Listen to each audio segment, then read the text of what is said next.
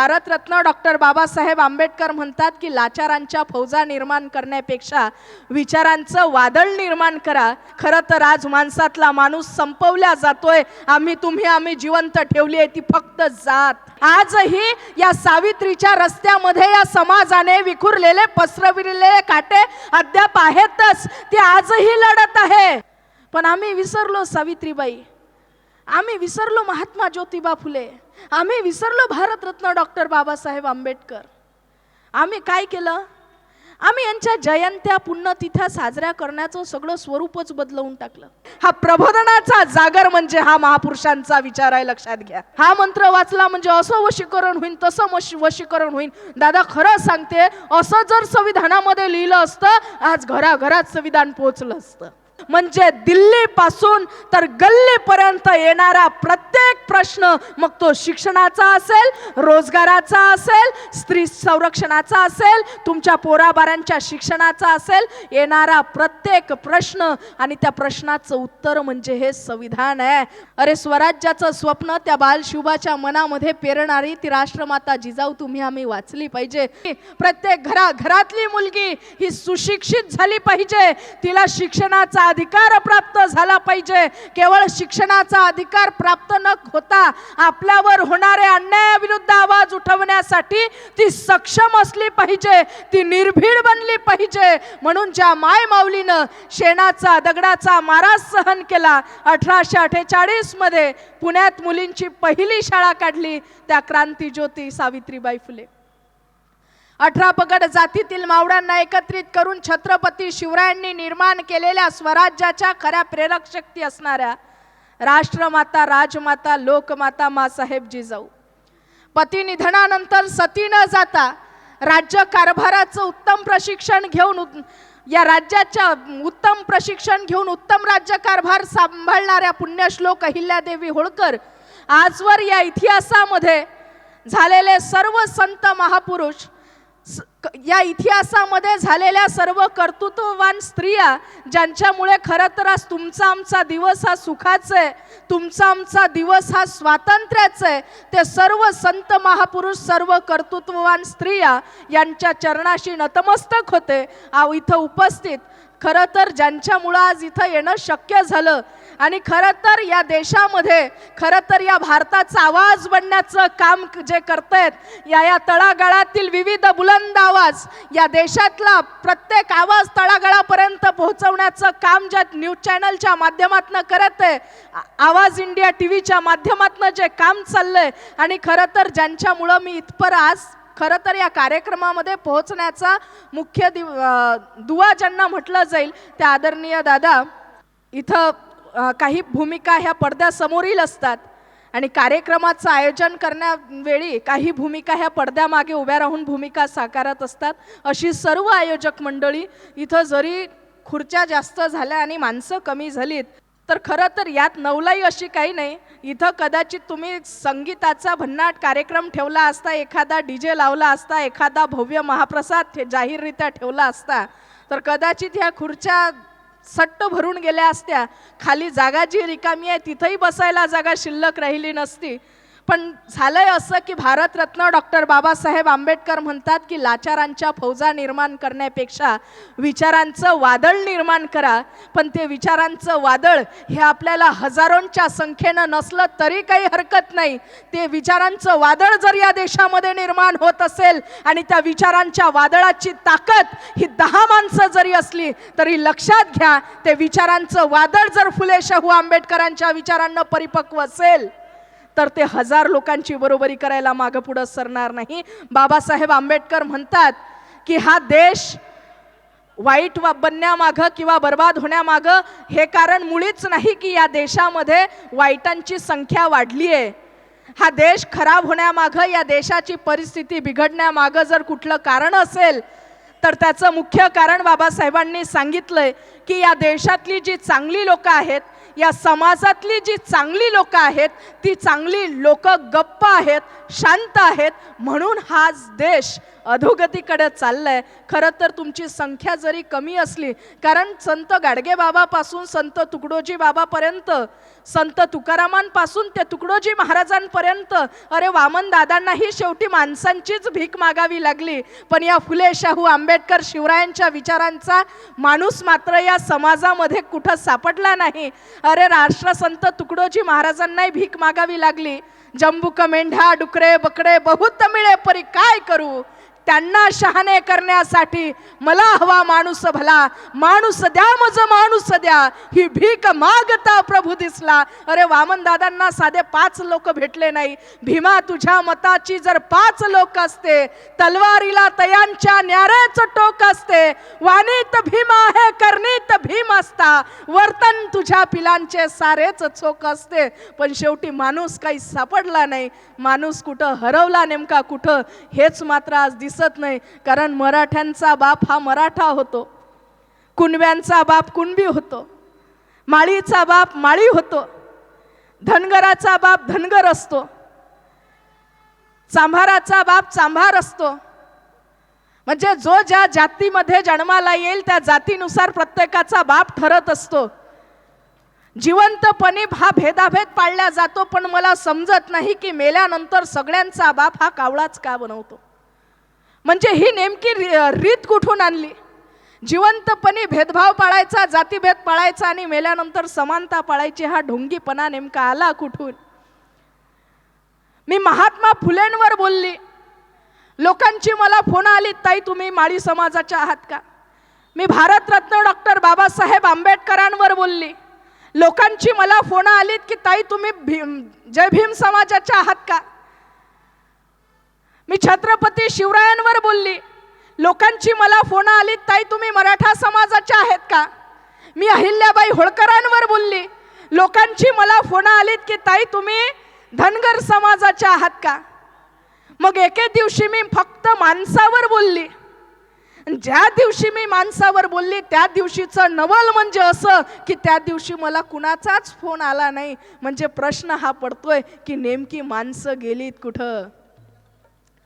म्हणजे जो फुले शाहू आंबेडकरांनी ज्या त्यागातून समर्पणातून छत्रपती शिवरायांच्या 18 पगड जातीतील मावळ्यांच्या समर्पणातून हा जो महाराष्ट्र उभा ठाकला होता, हा जो भारत देश उभा राहिला होता, त्या देशाची त्या महाराष्ट्राची स्थिती आज नेमकी चालली कुठं या प्रश्नाचं उत्तर तुम्ही आम्ही शोधणं गरजेचं आहे. कारण तो माणूस जर आज या देशामध्ये जिवंत असता, खरं तर आज माणसातला माणूस संपवला जातोय. आम्ही जिवंत ठेवली आहे ती फक्त जात.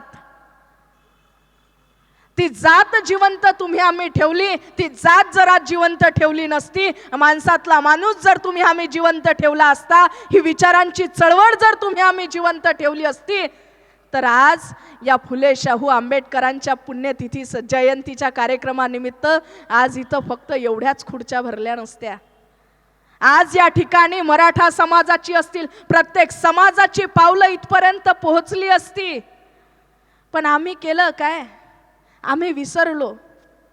अरे आज तर या कॉन्व्हेंटच्या पोरांना आपण महात्मा फुलेंचा फोटो दाखवला तर ते आपल्यालाच प्रश्न करतात, महात्मा फुले कोण? अरे ज्या महामानवांच्या त्यागातून समर्पणातून आम्हा स्त्रियांना महिलांना आभाळात उडण्याचं दान मिळालं, पंख मिळाले, आज त्या स्त्रियांना माहिती नाही महात्मा फुलेंनी नेमकं केलं काय, सावित्रीबाईंनी नेमकं केलं काय. खरं तर ही या महाराष्ट्राची आज शोकांतिका आहे जी तुम्ही आम्ही स्वीकारणं गरजेचं आहे. कोणी विचारलं महात्मा फुले कोण, तर सांग, स्त्री जातीच्या 5वीला पुजलेला, गुलामीचा गंज धुवून काढणारा माझा ज्योतिबा, शिक्षणाचा हक्क तुझ्या पदरात टाकणारा क्रांती सूर्य, वर्ण व्यवस्थेला आग लावून स्वातंत्र्याची खरी व्याख्या सांगणारा एक समतावादी महापुरुष, तुला आणि तू जन्माला घातलेल्या तुझ्या मुलीला हे जग कवेत घेता यावं, हे जग जिंकता यावं म्हणून ज्यानं घरादाराला सुखाला सोडलं तो माझा ज्योतिबा आणि साऊ. अरे ओल्या साडीनं, शेणानं माखलेल्या त्या साडीनं तुम्हा आम्हाला शिकवलं.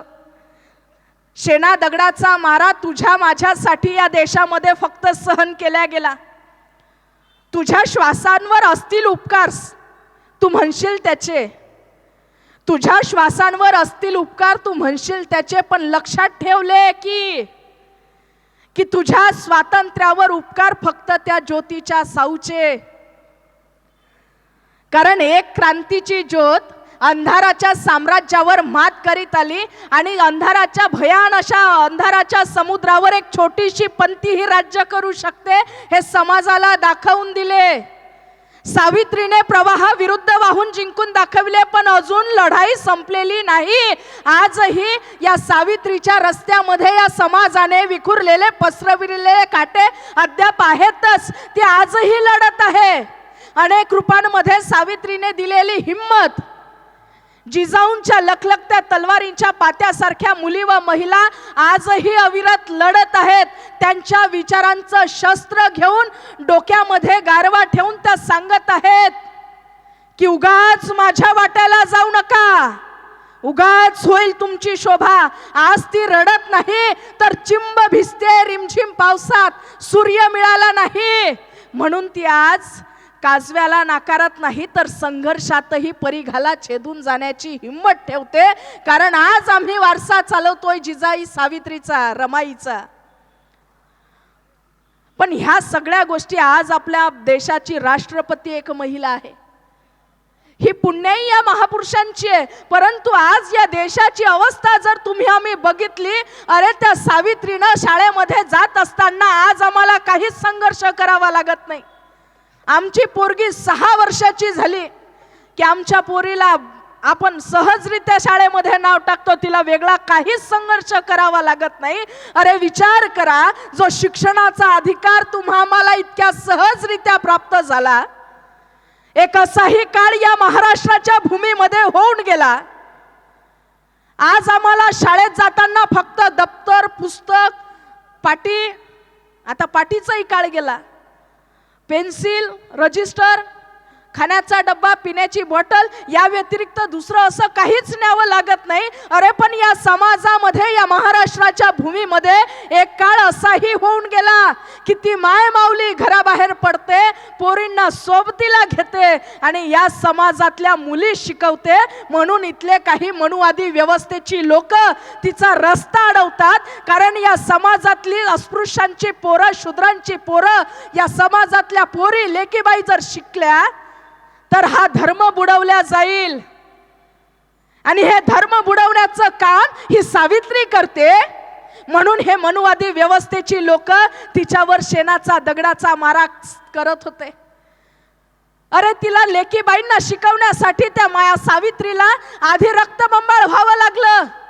शेण काय फेकले तिच्यावर, दगड काय फेकले, तिचं मस्तक रक्तबंबाळ केलं. इतक्या सहजरित्या बाई तुझ्या माझ्या हाती हा दिवस आला नाही. त्या माय माऊलीनं जर तो शेणाचा दगडाचा मारा सहन केला नसता तर आज तुझी माझी काही ताकद नसती. त्या बाबासाहेबांनी जर संविधान लिहिलं नसतं, हिंदू कोड बिल लिहिलं नसतं, मनुवादी सारखा ग्रंथ जर रायगडाच्या पायथ्याशी जाळला नसता तर तुझी माझी काहीच ताकद नव्हती, काहीच हिम्मत नव्हती इथवर येण्याची. माझी काहीच ताकद नसती तुमच्या पुढे 2 शब्द बोलण्याची, तुमची काहीच ताकद नसती माझ्या समोर बसून ऐकायची. हे उपकार आहेत या संत महापुरुषांचे. पण आम्ही खरं तर उपकारांची ही परतफेड करणं गरजेचं असतं. पण आम्ही साधा एक प्रश्न विचारा स्वतःला की माणूस किती वर्ष जगला याला कवडीची किंमत नसते.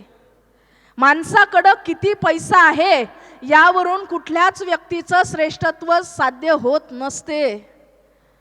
माणूस किती वर्ष जगला यापेक्षा तो जितके वर्ष जगला त्या जगण्यामध्ये त्यानं कर्म काय केले हे महत्त्वाचे असते.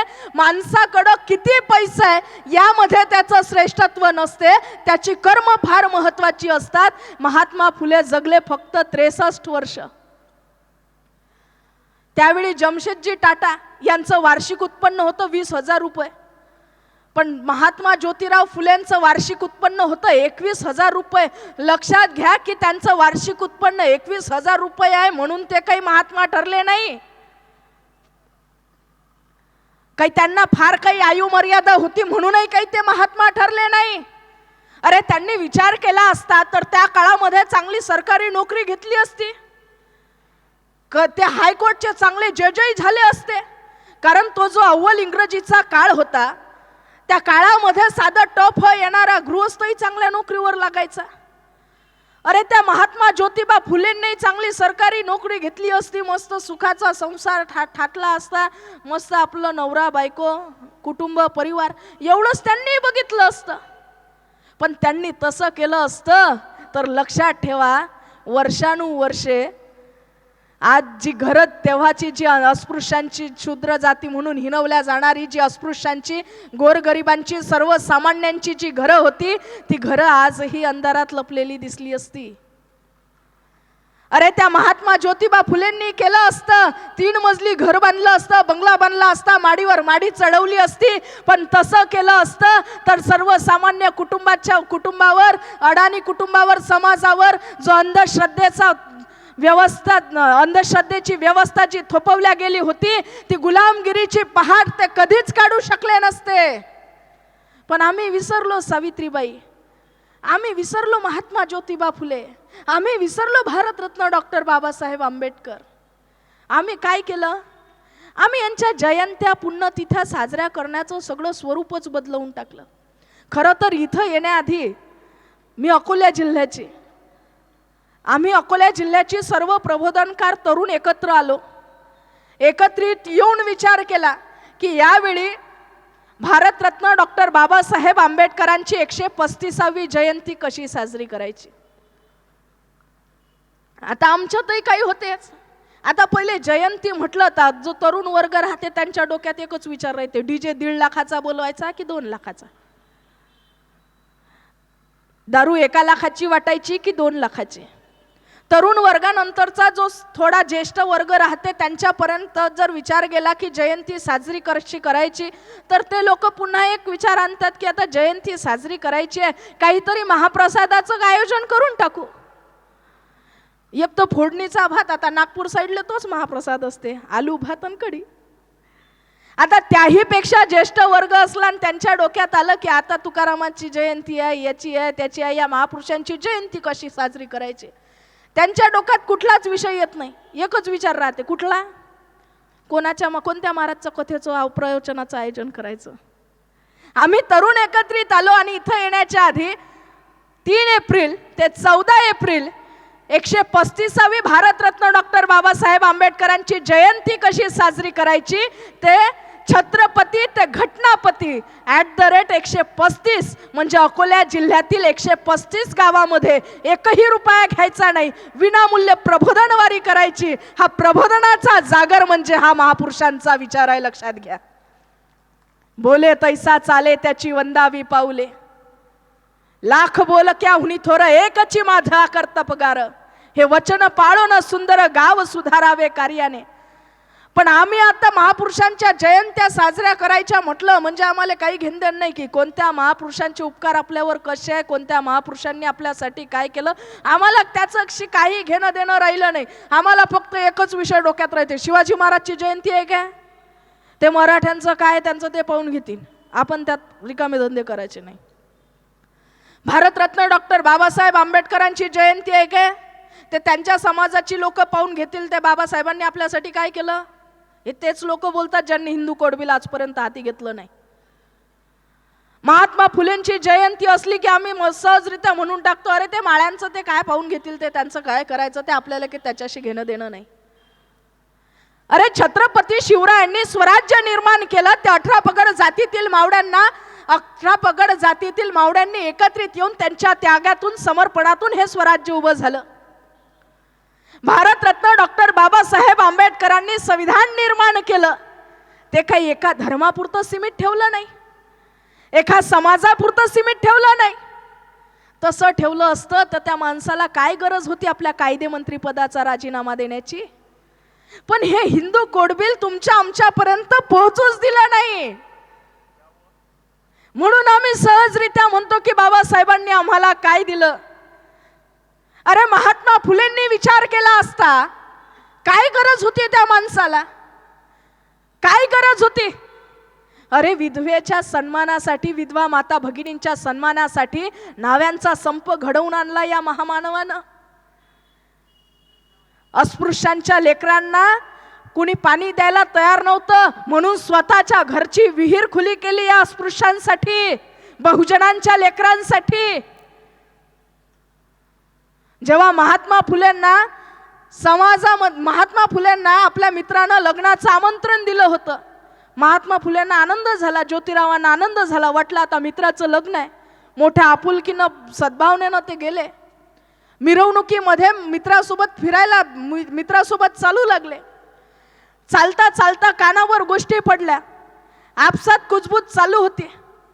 अरे हे माळ्याचं पोर, अरे हे शूद्राचं पोर, हे आमच्या सोबत चालेल, हे माळ्याचं पोर, हे करंटक, हे आमचा धर्म बुडायला निघालाय, याला कुणी सांगितलं आमच्या सोबतीनं चालायचं? महात्मा फुलेंना काही सुचेना, काही समजेना, ते गडबडले. कारण त्यांना माहितीच नव्हतं इथली समाज व्यवस्था नेमकी काय चाललंय. कारण त्यांनी तर माणुसकीचा फक्त धर्म बघितला होता. त्यांनी कावळ्यात तर कधी पूर्वज पाहिले नव्हते, दगडात कधी देव त्यांना सापडला नव्हता, माणसातला माणूस त्यांनी शोधला होता. तिथपासून ही व्यवस्था सुरू झाली. पण ह्या व्यवस्थेविरोधात गेलेल्या महात्मा ज्योतिराव फुले आम्ही कधी वाचलेच नाही. आमच्या महिलांना ते जमलंच नाही, आमच्या बायांले भलतंच काही पाहिजे. आता या संविधानामध्ये जर लिहिलं असतं ना की हा मंत्र वाचल्यानं, हे पूजाविधी केल्यानं असं होते, हा मंत्र वाचला की तुमच्या पोरीचं लग्न होईल, हा मंत्र वाचला म्हणजे तुमच्या घरी धनसंपत्ती येईल, हा मंत्र वाचला म्हणजे तुमच्या नवरा तुमच्या मुठीत राहील, हा मंत्र वाचला म्हणजे असं वशीकरण होईल, तसं वशीकरण होईल. दादा खरं सांगते, असं जर संविधानामध्ये लिहिलं असतं, आज घराघरात संविधान पोहोचलं असतं. पण आज संविधान घराघरात पोहोचलंच नाही. संविधानावर देश चालतो हे प्रत्येकाला माहिती आहे. बाई कधीतरी संविधान हाती घेऊन बघ, त्या संविधानामध्ये काय सांगितलंय? संविधानामध्ये तुला नाही सांगितलं की हा मंत्र वाचला, ओम भट भट भट भट स्वाहा केलं म्हणजे तुझ्या पोरीचं लग्न होईन, असं होईन आणि तसं होईन. संविधानात काय सांगितलं? नोकरीवर असताना जर तुझ्यावर अन्याय अत्याचार होत असेल तर त्यासाठी तू कुठल्या कायद्याचा आधार घेतला पाहिजे, हे संविधान तुला शिकवतं. तुझी पोरगी समाजामध्ये वावरत असताना तिच्यावर जर अन्याय अत्याचार होत असेल तर त्यासाठी तिनं कुठला कायद्याचा आधार घेतला पाहिजे, हे संविधान शिकवतं.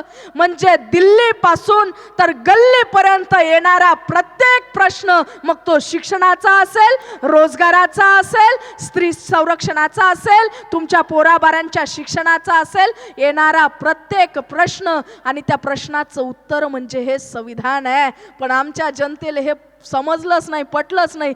जिथं जिथं विकासाचा विषय असेल, जिथं जिथं विकासाचा वैचारिकतेचा विषय असेल, आम्ही लोकांनी ते सोडून दिलं. खरं तर आज अशी पुस्तकं तुमच्या आमच्या प्रत्येकाच्या घरामध्ये पोचणं गरजेची होती. पण दुर्दैव तुमचं आमचं असं की ते आम्ही पोचू शकलो नाही. आणि तुम्हा आम्हाला खरं तर आता ह्या चळवळीचे वारसदार म्हणून तुमच्या आमच्यावर एक फार मोठी जबाबदारी आहे. अरे संत तुकाराम महाराज म्हणतात ना, शुद्धापाशी शुद्ध बुद्ध व्हावे. संत तुकडोजी महाराजांनी बुद्ध सांगितलं या जगाला, हाती न घेता तलवार बुद्ध राज्य करी जगावर, त्यासी कारण एक प्रचार प्रभावशाली. अरे तुकडोजी महाराजांनी बुद्ध सांगितला, तुकाराम महाराजांनी बुद्ध सांगितला. कुठला तरी परराज्यातला माणूस आपल्या राज्यात येते आणि कथामध्ये सांगते की तुकाराम महाराजांना त्यांची बायको रोज चपला जोडाईनं मारायची आणि त्यावरही महाराष्ट्राची जनता, या देशाची जनता पेटून उठत नाही. खरं तर ही लाचारी आहे या महाराष्ट्राची, हे तुम्ही आम्ही स्वीकारलं पाहिजे. आणि या देशातली माय जिवंत कापल्या जाते, जिवंत मारल्या जाते, जिवंत जाळल्या जाते, तरीही या देशातला तरुण एकवटल्या जात नाही. खरं तर ही या महाराष्ट्राची शोकांतिक आहे. मी बोलताना नेहमी म्हणत असते की हे महापुरुष देहानं कधीच संपले नाहीत. या महापुरुषांचा खरं तर तुम्ही आम्ही दररोज खून करत असतो. त्यांच्या विचारांचे हत्यारे तुम्ही आम्ही आहोत. हे हत्यारे म्हणून या देशातल्या प्रत्येकानं स्वतःला स्वीकारलं पाहिजे. कारण या देशावर अन्याय होत असेल, या व्यवस्थेविरोधात जर तुमच्या आमच्याकडून बोलल्या जात नसेल, तर या महापुरुषांच्या विचारांचे तुम्ही आम्ही हत्यारे आहोत. हे खरं तर तुम्ही आम्ही स्वीकारणं गरजेचं आहे. महात्मा ज्योतिराव फुले म्हणतात की काही माणसं ही साबणाच्या फेसाप्रमाणे असतात. ते काही वेळ दिसतात, म्हणजे नाही का चळवळीमध्ये काही लोक अशी असतात की फक्त वरच्यावर उड्या मारतात. काही माणसं ही साबणाच्या फेसाप्रमाणे असतात, ते काही वेळ दिसतात, नंतर मात्र गायब होऊन जातात. तुम्ही आम्ही लक्षात ठेवा की या महाराष्ट्रामध्ये जन्माला आलेली तुम्ही आम्ही माणसं आहोत. फुले, शाहू, आंबेडकर, रमाई, जिजाई, सावित्रीच्या तुम्ही आम्ही लेकी आहोत. तुम्ही आम्ही नतमस्तक कुणापुढे झालं पाहिजे. अरे पक्ष कुठलाही असू द्या, परंतु या समाजावर जर आघात होत असेल तर त्या विरोधात तुम्ही आम्ही बोलणं शिकलं पाहिजे. तुम्ही नतमस्तक कुणापुढे झालं पाहिजे. अरे यांच्या विचारांचे तुम्ही आम्ही वारसदार आहोत आणि या महापुरुषांच्या विचारांपुढे फक्त तुम्हा आम्हाला नतमस्तक होता आलं पाहिजे. पण खरं तर आज या महाराष्ट्राची परिस्थिती एकंदरीत तुम्ही आम्ही बघितली तर खरं तर हा महाराष्ट्र ज्योतिबांचा आहे, पण या बाईनं फक्त ज्योतिषाचा महाराष्ट्र करून ठेवलाय या महाराष्ट्राला. ही वास्तविक परिस्थिती आहे या महाराष्ट्राची. मागे आवाज इंडिया टीव्हीच्या माध्यमातून तू होऊ नको सीता त्या रामाची, लोक तुला अबला म्हणतील.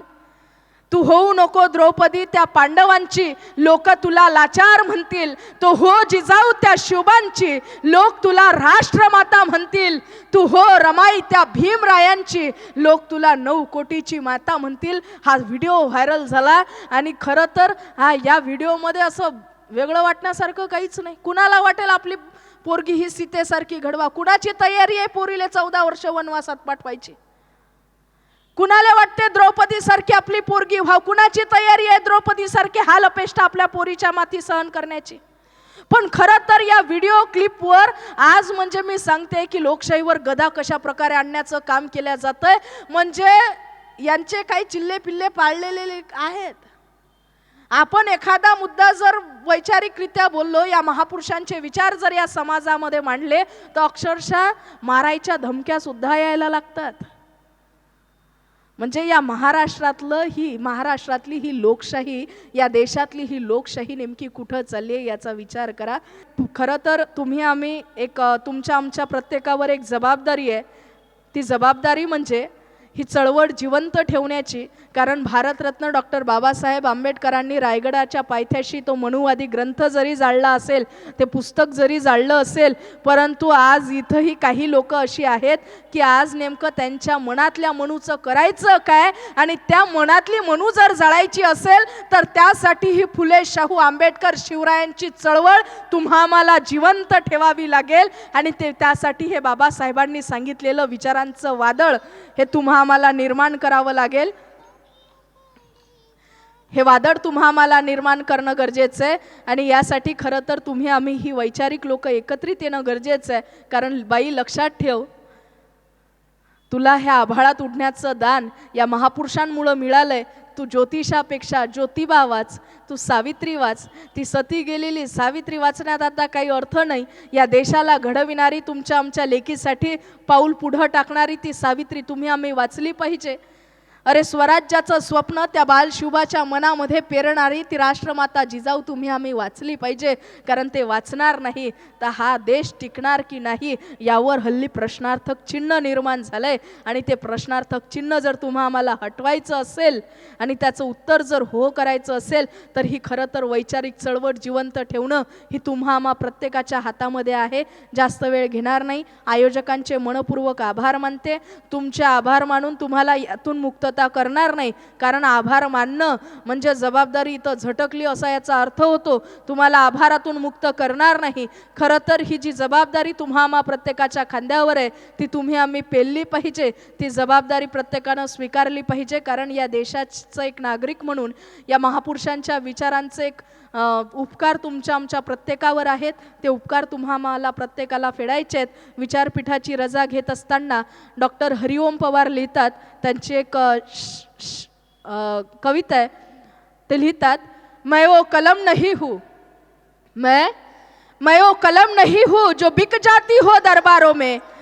मैं वो कलम नहीं हूँ जो झुक जाती हो दरबारों में, मैं शब्दों की दीप शिखा हूँ चौबारों अंधियारों में, मैं वाणी का राजदूत हूँ, सच पर मरने वाला हूँ, डाकू को डाकू कहने की हिम्मत रखने वाला हूँ। मेरी कलम मुझे वचन देती है इस अंधियारों से लढणे की। या देशामध्ये सर्वत्र अंधार पसरला गेलाय, मेरी कलम मुझे वचन देती है इस अंधियारों से लड़ने की, राजमहल के राज मुकुट के आगे तनकर अड़ने की। उस कवि का मर जाना ही अच्छा है जो खुददार नहीं देश जले और मैं कुछ न बोलूं, मैं तो ऐसा गद्दार नहीं देश जले और मैं कुछ न बोलूं, मैं तो ऐसा गद्दार नहीं। तुम्हा मला जर या देशाची या महापुरुषांच्या विचारांशी गद्दारी करायची नसेल तर ही चळवळ तुम्हा मला जिवंत ठेवावी लागेल।